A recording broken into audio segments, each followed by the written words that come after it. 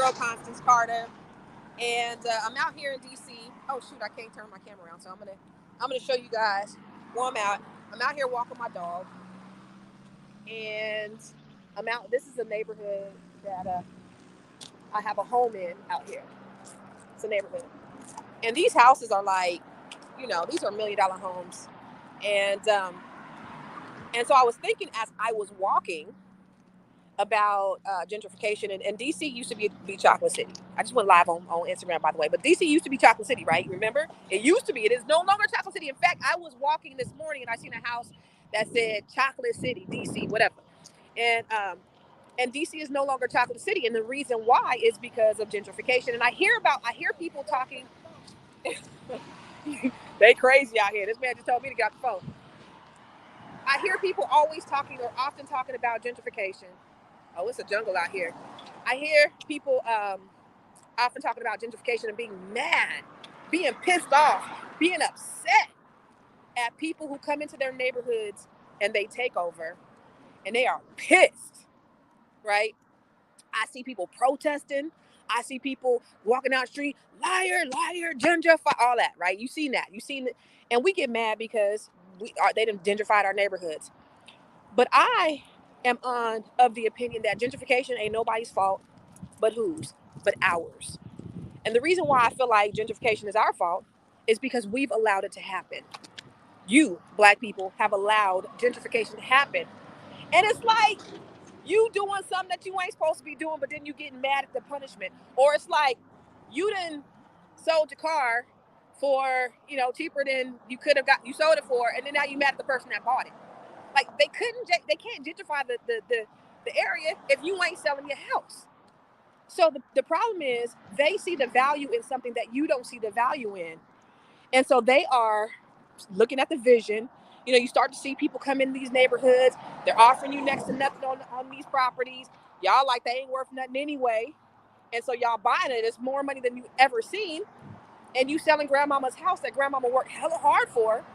And now the house is out of the family and it's in the hands of somebody else. But then you become mad. Look, they trying to holler at me, girl. They trying to holler at your girl. Anyway. But then you get mad at other people for doing exactly what they should be doing. They've seen the value in something that you neglected to see the value in. And now, as a result of it, the neighborhood has totally changed. When you look at these neighborhoods, now this neighborhood that I'm in is still pretty, this right here, this house right here. Look at this house. It's $1 million home. And I don't know who they're selling it to, but this neighborhood is still pretty much Black. And I don't know, people, this is probably one of the last neighborhoods in the area in DC that still has all Black people and is still probably keeping their value. But there are so many other neighborhoods that have crossed over, and you don't see this Chocolate City anymore. You know why? Because other people have seen the value in what we don't see the value in. And so I just want to appeal to you, especially my African American brothers and sisters. It is time that we are proactive and not reactive. It's time that we start looking at things a little bit differently, and we start looking at the long term. It's about legacy creation. It's about wealth building. It's about all of those things. And somebody else is seeing what it is that they're seeing the value in something that you don't see the value in. And we have to start looking at things a little bit different. So stop getting mad at other people because they saw a great value and they bought a house. Like, it's like, why are y'all mad at us? Why are you blaming us? And I'm not talking about us as in me. I'm talking about other people who are coming into the neighborhood and they're taking over and they're buying. You're mad at them, but it's not their fault. They got a deal because you gave them the deal. And so we need to be more educated on what that looks like. Real estate is the number one way to build wealth. And for so long, we've been out of the wealth building business. We haven't been able to take advantage of the opportunity because of systemic issues that have happened. They weren't giving us loans. They were redlining. They were doing all these things to prevent us. And finally, when we do get an opportunity to get into the game, what happens? We sell out the first opportunity. And you look at these areas like your DCs, you look at Oakland, you look at, where I'm, East Palo Alto, which now Facebook takes residence there. And these houses that were less than 100,000 are now, $1 million homes that were sold to these other people for $200,000. And now they're sitting on all this equity because you were reactive and not proactive. And so stop letting, like, your tooth get all the way decayed before you go to the dentist. Stop letting that leak keep leaking in the house and tear up all the wood in your house before you get it repaired. Stop waiting. Stop being reactive, trying to fix it after the fact. Now you out the game, instead of being proactive and just being patient and saying, no, I'm going to hold on to it. Let me see what's going to happen. And then and then if you want to sell it for top dollar and I want to go and buy some other property, I'm going to do something I'm going to use leverage. I'm using leverage that I get from this property, and I'm going to buy other property. That's something totally different. I'm going to go, hey, I'm leaving California and I'm going to sell my house and I'm going to go buy an apartment building in Indianapolis. Hey, that's something. But if you in Oakland, and I'm just talking to my California people, and you sell my grandmama's house that, you sold it for $500,000, and now it's going to be $1 million in 2 years, and you just moved to Stockton, and you bought another house, and you didn't really up level, then that's your fault.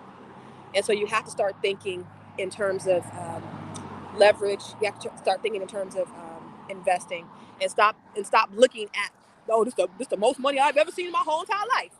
Don't look at it like that. Ooh, the police. Look at the police. I wonder if that was for me. You telling me to get off the phone? No, I'm just kidding.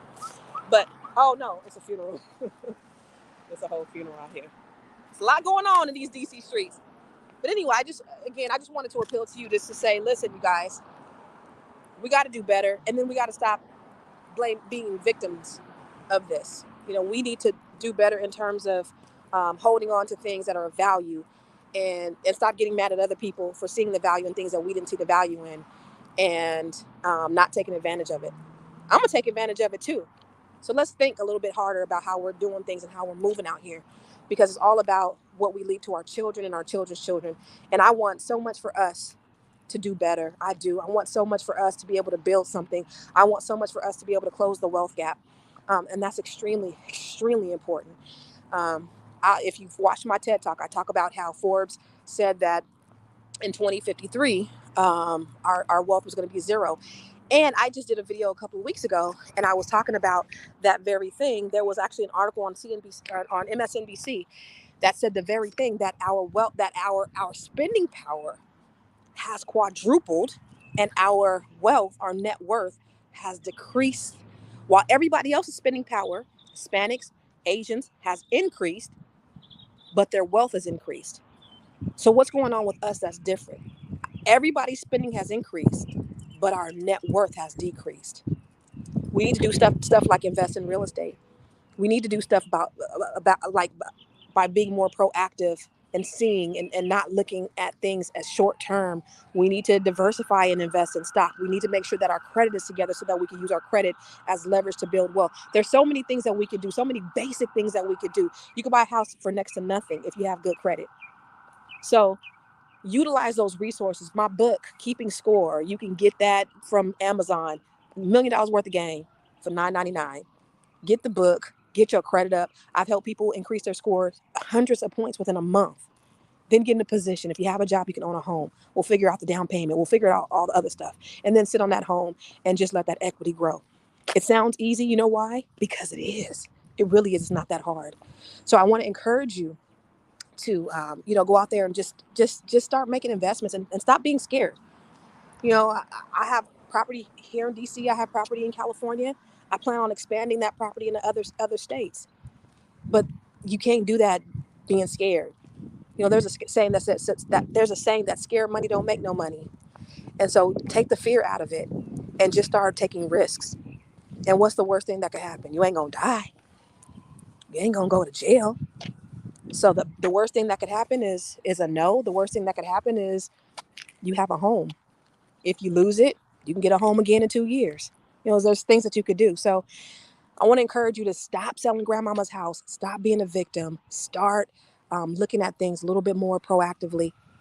And let's start building wealth, and let's close this wealth gap. So I'm glad that Michael Thomas said he disagrees with me. Negroes aren't oppressed people. See, stop doing that.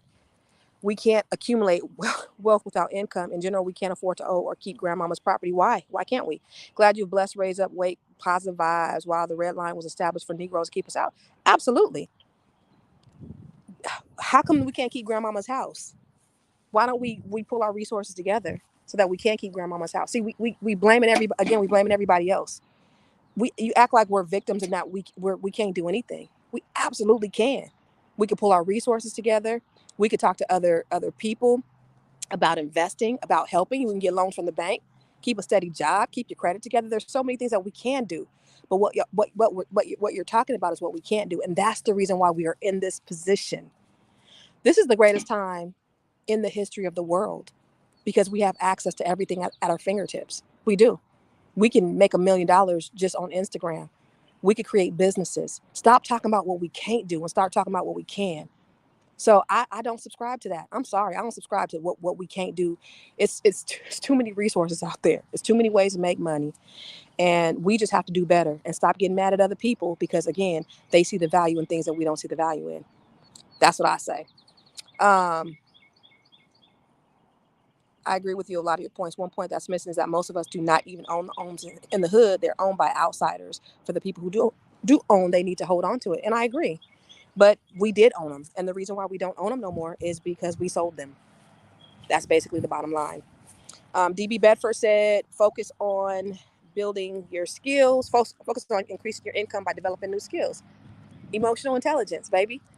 So yeah, Antonio said we can use our third eye and prove them wrong.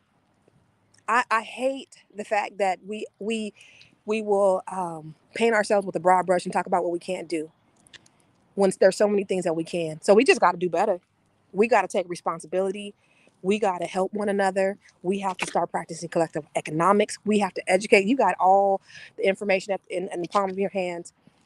There's a saying that we have more information in the palm of our hands than they did when they put the man on the moon.